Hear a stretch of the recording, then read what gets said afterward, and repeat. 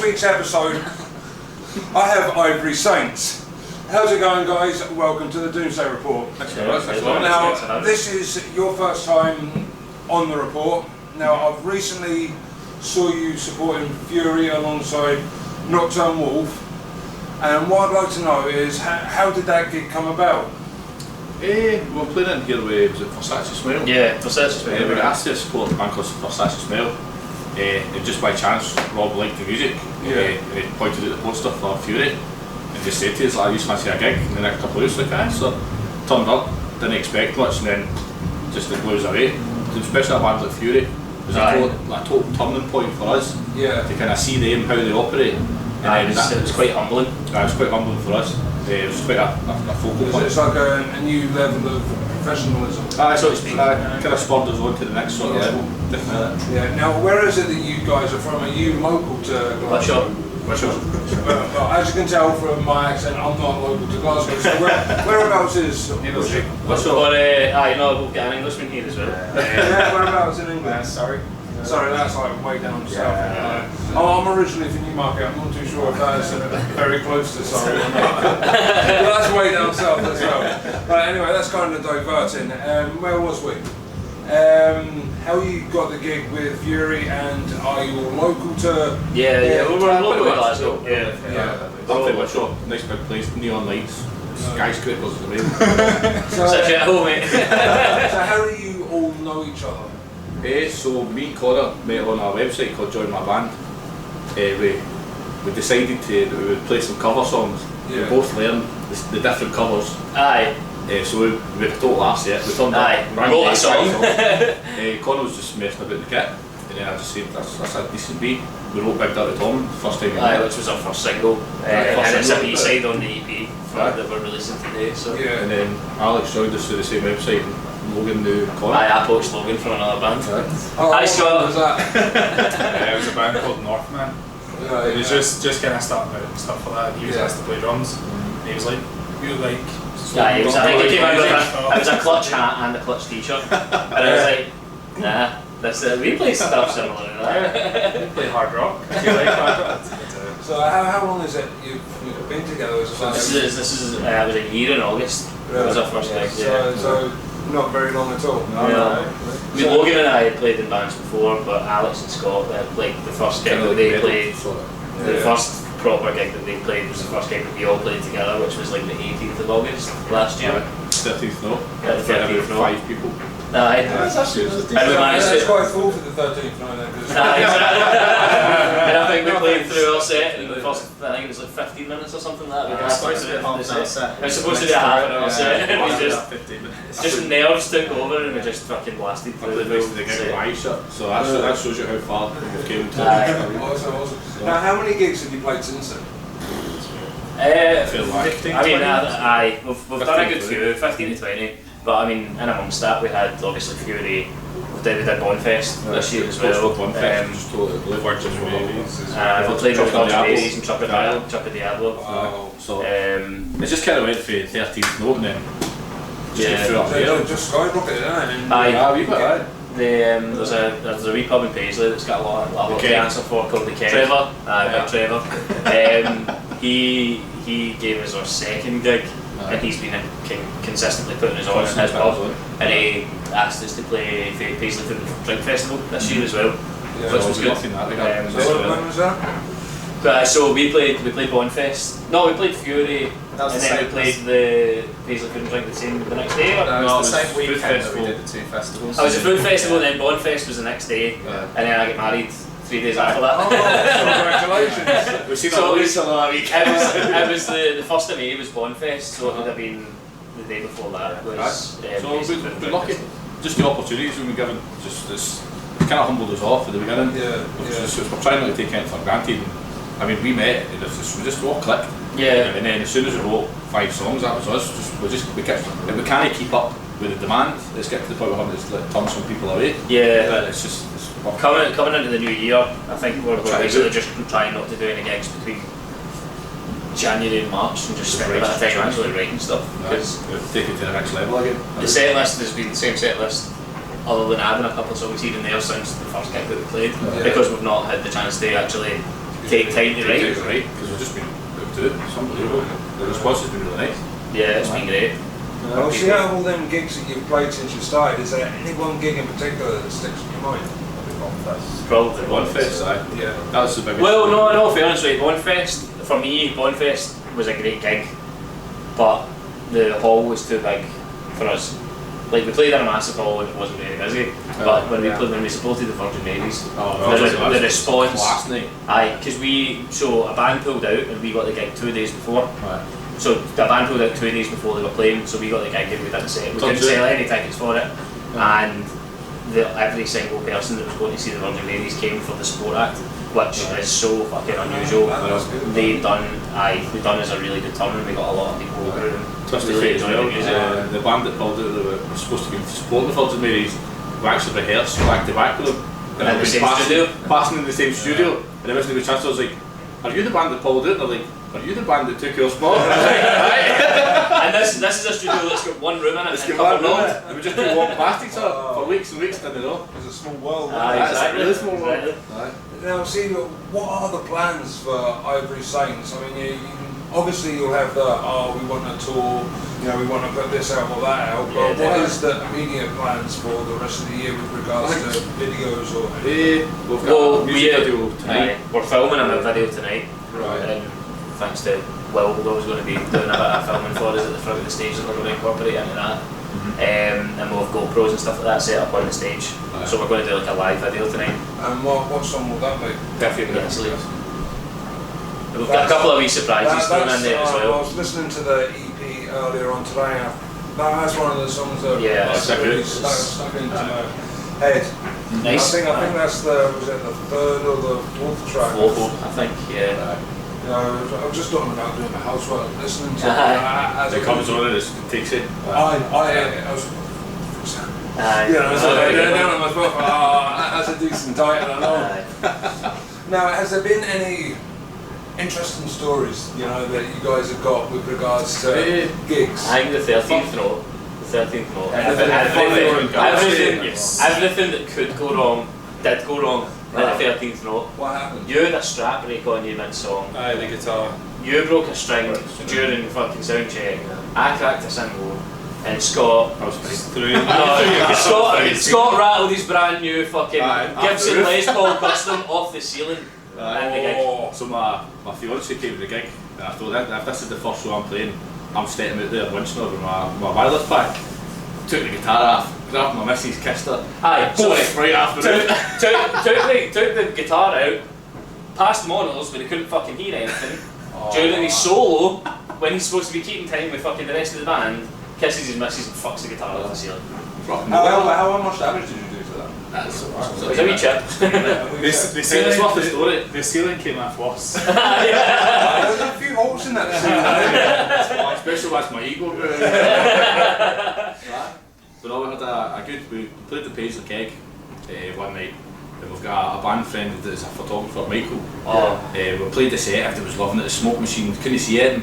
We got to the very end of the set, I was like, right, people are screaming for another song. I turned to Connor, I was like, we need to play another song. He's like, we don't have any other music. We've ran out of songs. Michael runs up to the front of the microphone, play a fucking song! And then that was it. We just had to keep playing the same songs again. But at the end of our set, Alex and Scott down tune for the last two songs. And the wrong tuning. So the two of them ended up in the wrong tuning because we played a song for earlier on in the set. We just repeated a song. And both of them were tuned to their own fucking tune. You were raging. I couldn't fucking breathe, there was steam coming out of my ears. I was like, what the fuck is this? But you can't say more that way. Nah, it was a good story, man. I can laugh about it now. I've seen when it comes to bands that you listen to, is there any particular bands that you like, take influence from with regards to your songwriting? Definitely, I mean, ZZ Top's a big one, Billy Gibbons. Oh, he's a legend. I would even stretch to say the Darkness. I take a lot of influence from the Darkness. It's like there's, especially what we kind of discuss as a band to begin with. Can you hit the high notes? No.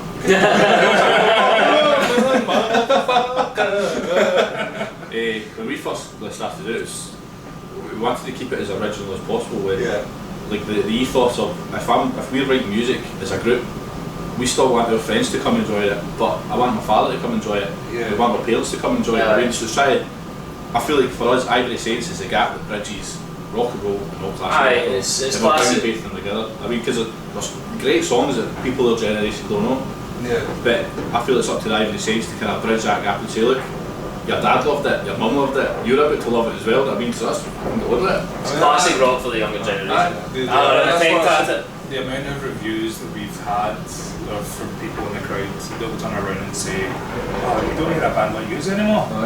Like, you're quite compared to like Legend, sound-wise and stuff like that. I think people are usually quite surprised to hear what comes out once they see what we look like. Definitely. Well, that's what I said to you before the camera was on. And when I watched you, I sat back and I enjoyed it. You know, I just sat back and like enjoyed the performance, the sound.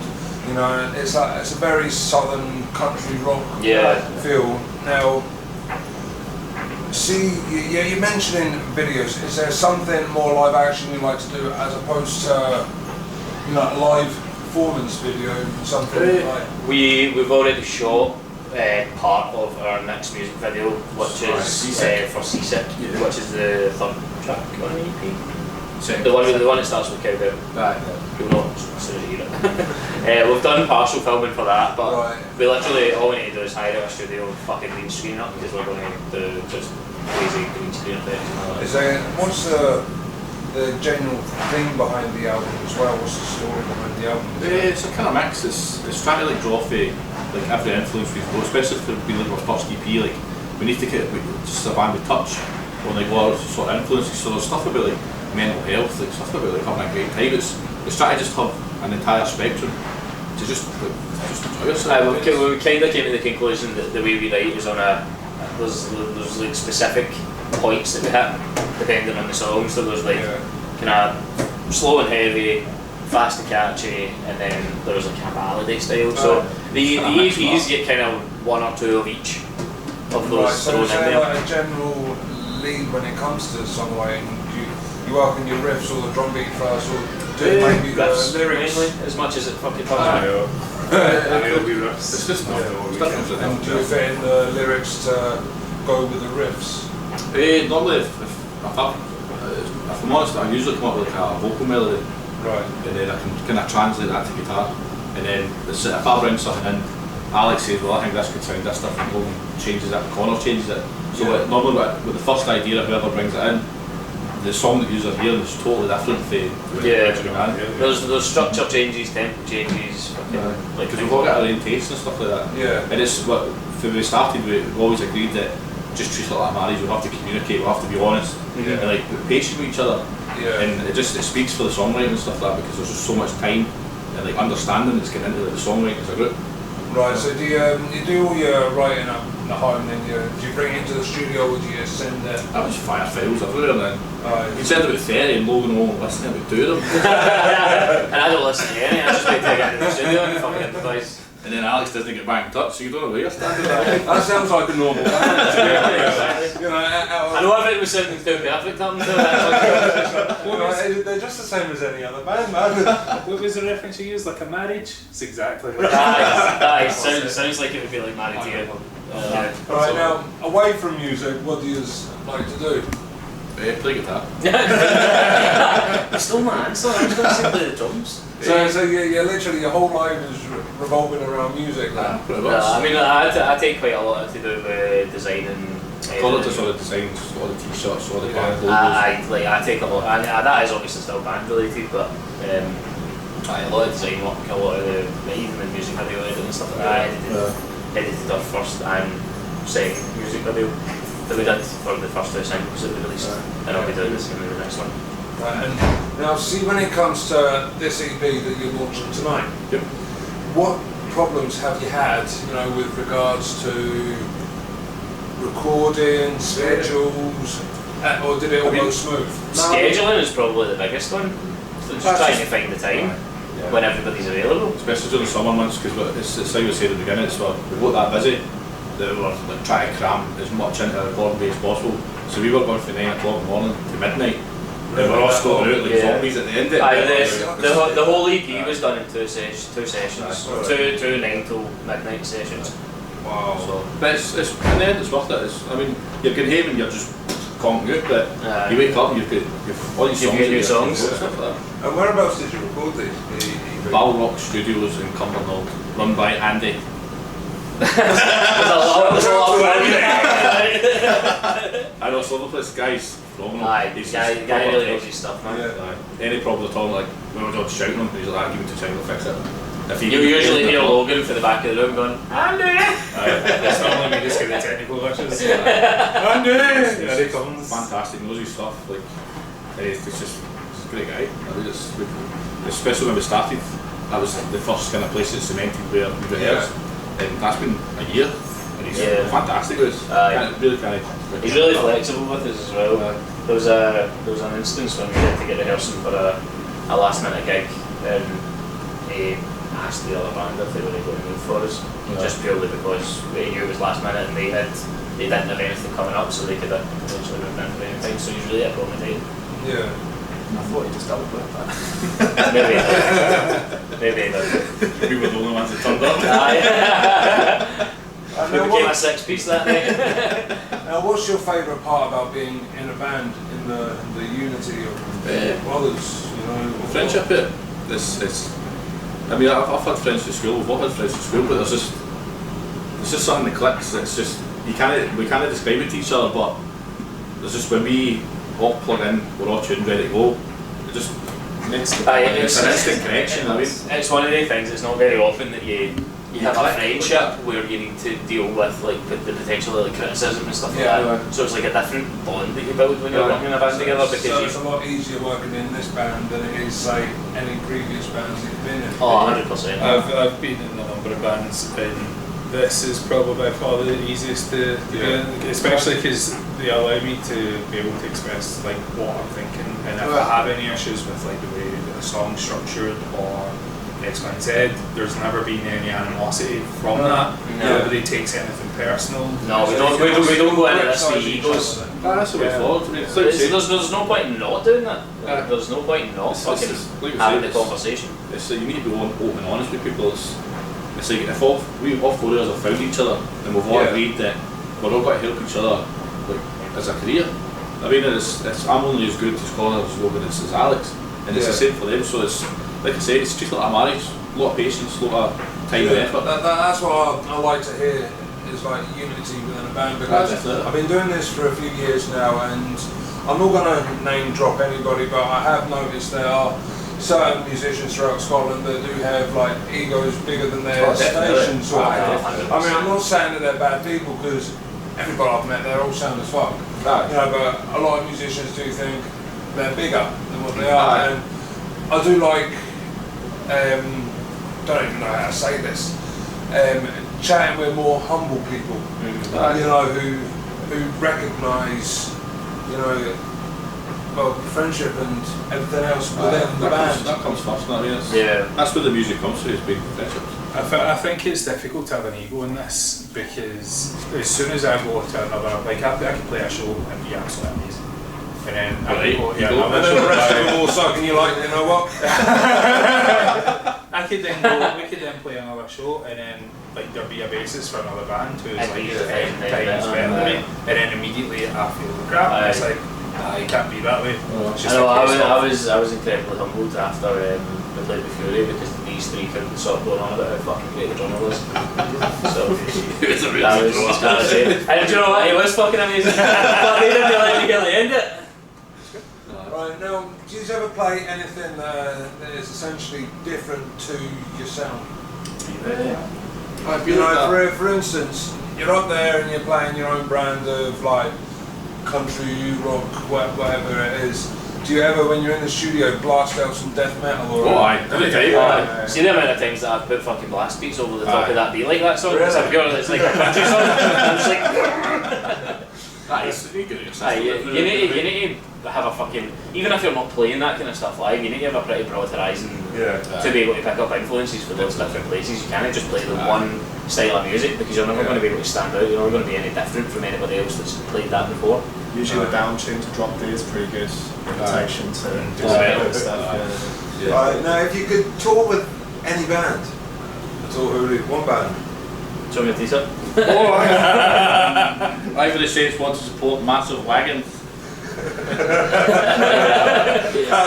You've seen it, Baz, you've seen it, you need to book us now, you need to book us. I've only been trying for 6 months. No, I mean, yeah, we would love to be able to play with massive wagons. I think that would be amazing. We saw massive wagons at Bonfest, and that was the same. After Fury at Bonfest, I had said to them, like, we need to stay and watch these guys. And it was one of them that, as soon as they stood on the stage, we were all on our arse. We all agreed that that's, like, massive wagons is the next step for us. That's a band that, like, I think seriously inspired boys. For being relatively fresh on the scene. Not relatively fresh on the scene, but like they're not a classic band. They're new enough. But they're amazing. They're so good. If we get posters, they're the poster child for us. That's what we're working towards. Yeah. Now, how long have Massive Wagons been around? You say 10 years? 10, 15 years, I think. I think that's 2009. So I remember seeing them on, I think it was Guzzle Kerrang a few years back. Well, before it got like turned off. So I was just about to ask me, my dad went to see Leather Skinnerd and they were playing the Hydro, and that was the first time I'd ever seen them. And the guys did like fucking karate kicks and stuff, and I was like, that makes me look really shit. The guys from Leonard Skinner were doing crap. No, Massive Wagons.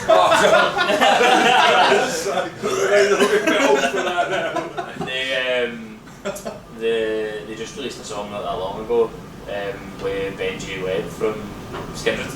It's a fucking belter, so good. They're from Wales, aren't they? They're Welsh, yeah. See, because I mean, when I first heard them, I thought those, well, all British, let's say that, you know, because obviously he's got like the Jamaican singing voices. Skindred, you know, so when I first heard them, I was like, where the hell are they from? Then they come out with that Welsh, I was like, nah, they're really not Welsh, like, they sound like a Jamaican reggae metal band or something, do you know what I mean? They've got a cracking cover of Electric Avenue, man. Like, I want to rock down to the legs.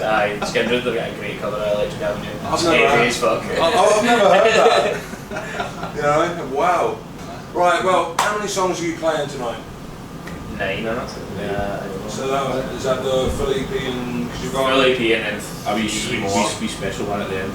We'll get a new one that we've never played before. Dust that we finished on Wednesday, so I don't know. It might be fairy dust, it might just be straight crack cocaine, man. Fuck knows. Right, so on your Spotify you've got the EP on the Spotify and you've got 2 singles. 2 singles are on the EP as like B-sides anyway, so that's 5, 6, 7, and then we'll get another maybe 3 songs beyond that, so 10-ish. First 2 singles were recorded in Connor's dad's garage. So has it got that old school sound to it? That's why we've marked them as B-sides on the EP. I actually like that because it gives like a right old school sound to it. Definitely. See if things are too polished. You know, it doesn't feel. Well, trust me, we're far from polished. That's awesome. Now, what I'm going to do, this is something I like to do every now and again, is I like to put the bands on the spot. Okay. Right? I can feel you shitting your pants right now. Right, I want you to look into the camera as soon as you're a new band and say to the people, whoever are watching this, why they should come and see you at your next shows. Scott, you're the front man. You take this. I think you should only look at the camera because we're all really nice guys.